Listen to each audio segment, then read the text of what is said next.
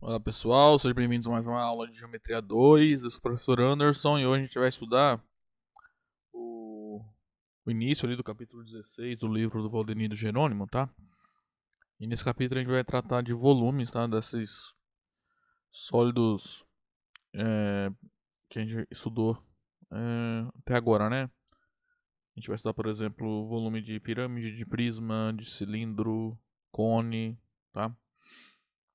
Então nessa aula de hoje eu vou apresentar os axiomas, tá? Que a gente utiliza para definir volume, né? Também o chamado princípio de Cavalieri, tá? Que é um resultado aí muito importante no cálculo, tá? Volume aí dessas várias figuras espaciais, tá?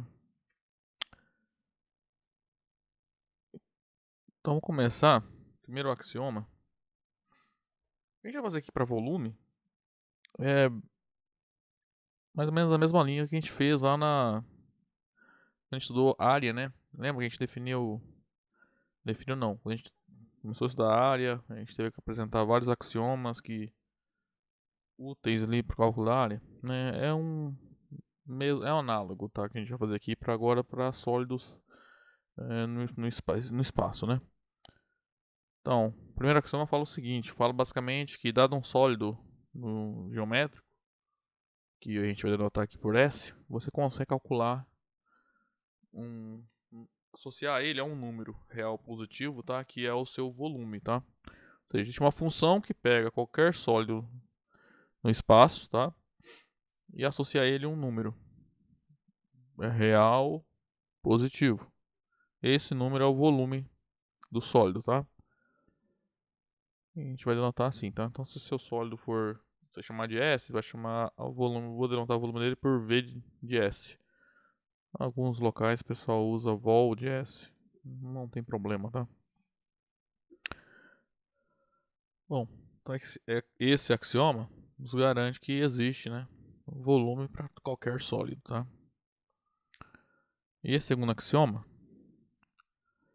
tem um bem parecido, um análogo dele lá para a área, tá? Mas esse aqui fala assim, ó, pega um sólido geométrico, digamos S, e escreve ele como uma união de outros dois.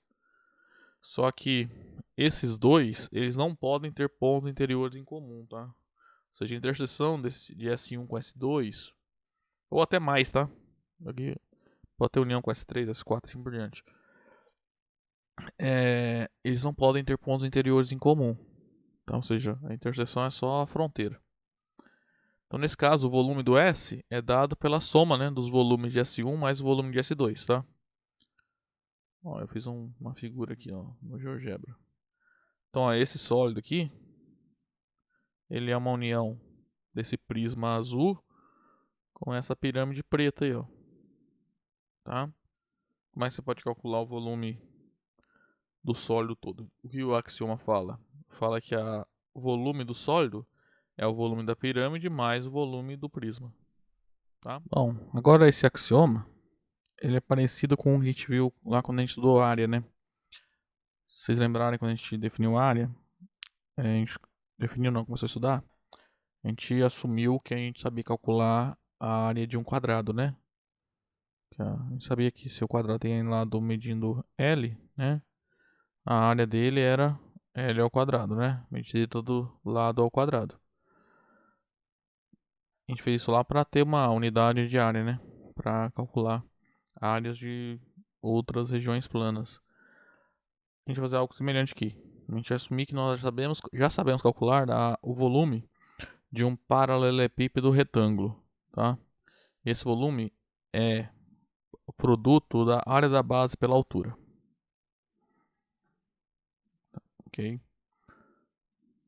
Por exemplo, dado um paralelepípedo retângulo como esse, qual é o seu volume? A área da base, então, por exemplo, se esse lado rosa aqui, se a face rosa for a base, né? Então vai ser a área da base, é a área desse retângulo vezes a altura, ou seja, vezes a medida da aresta preta, tá?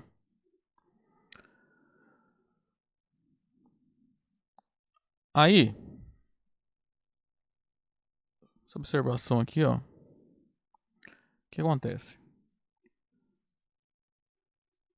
Pega esse paralelepípedo retângulo. Eu posso usar qualquer face como base, tá? Para calcular o volume. O volume é sempre a área da base vezes a altura correspondente a essa base que eu estou considerando, tá? Então, olha só. Como esse paralelepípedo é retângulo, essas arestas rosas são todas congruentes, tá? Todas têm a mesma medida. Também as arestas azuis, ó, são todas congruentes, mesma medida. Mesma coisa para as arestas pretas, tá? Todas de mesma medida. Então, por exemplo, se eu chamar o lado rosa de base, a área dele é o quê? É o produto da rosa pela azul. E a altura é a medida da aresta preta. Então, no final vai dar rosa vezes azul vezes preta. Né? Ou seja, é o produto das medidas de 3 arestas que tem o mesmo vértice, né? Tá? Sempre vai ser isso. O produto da área da base vezes a altura vai ser sempre produto das medidas de 3 arestas, né? Que tem um vértice em comum. Por exemplo, vamos mudar aqui, ó.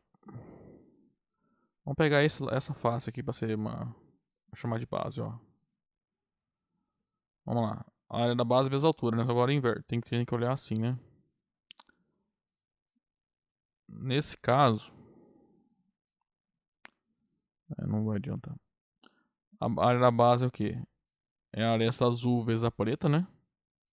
E a altura é essa rosa. Então, de novo, e a altura tá aqui, ó. Em relação a essa base aqui, é a aresta rosa. De novo, o volume é a aresta azul vezes a aresta preta vezes a aresta rosa. Isso vai dar sempre para qualquer face que você escolha para ser uma base, tá? Enxerga como base, tá?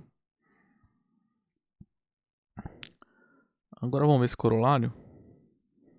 Bom, é óbvio, tá? Pelo que a gente acabou de ver, que o volume do cubo de uma aresta medindo A, né? É o cubo da medida da aresta.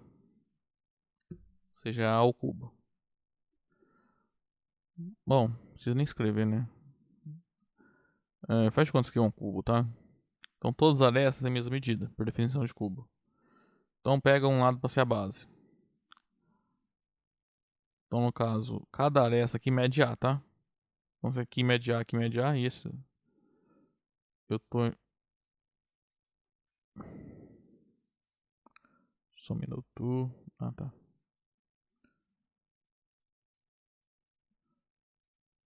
Por exemplo, vou enxergar esse lado como a face rosa como base. Aqui, se todos os arestas têm a mesma medida A, Azinho, né? Então, a área da base é A ao quadrado vezes a altura, que mede A também. A ao quadrado vezes A, que dá A ao cubo, tá? Os corolários seguem imediatamente aqui, tá? Desse axioma. Não tem o que fazer, né? Bom, a gente pensa a aula, vamos comentar aí brevemente o princípio de Cavalieri, tá? Eu vou apresentar esse axioma como um princípio, esse princípio como um axioma, tá? Mas na verdade ele é um teorema, tá? Ele pode ser demonstrado, só que a demonstração dele foge um pouco do escopo, né, do nosso curso, tá? Tem que usar alguns coisas mais avançadas aí de matemática, tá? Para demonstrar ele, tá? Por isso eu vou apresentar com ele como axioma. Intuitivamente ele diz o quê? Se eu pegar um sólido e deformar ele, mas, tipo assim, ó, de modo que eu não, de modo que, por exemplo, pensa numa pilha de, sei lá, cartões, de folhas de papel, o que for, pilha de tijolo. Se você organizar, por exemplo, as folhas de papel assim na vertical, fazer uma torrezinha, vai ter um volume, né? Se você mexer nessa pilha e deixar todas as folhas do mesmo jeito ali, só tipo, entortar a pilha de papéis, o volume continua o mesmo, não muda, tá? Então nesse sentido, tá? Então para que o princípio Cavalieri serve? Calcular o volume de um sólido a partir de um outro sólido já conhecido, tá? Então ele fala o seguinte: suponha que tem dois sólidos, tá?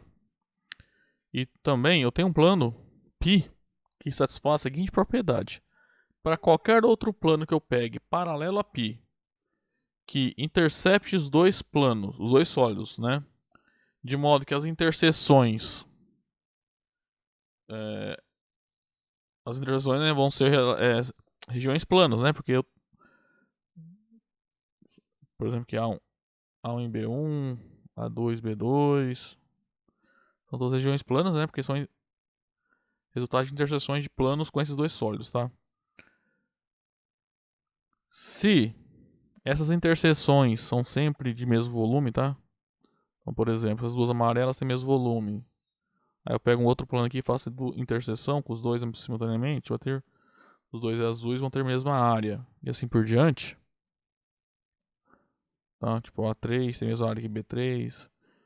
Independente de qual plano eu faça a interseção, desde que ele seja paralelo ao plano π, eu sempre vou ter interseções de mesma área. Então esses dois sólidos têm mesmo volume. Tá?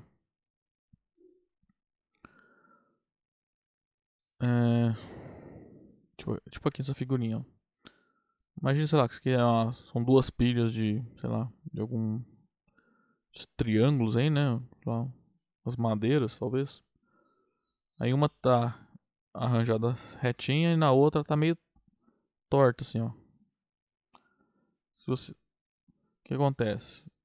O volume não muda. Mudei só a forma, né? Do sólido, né? Então, é nesse espírito aí que o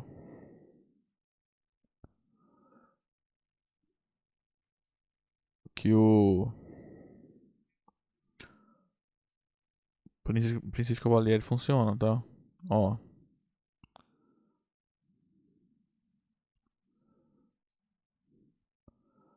É,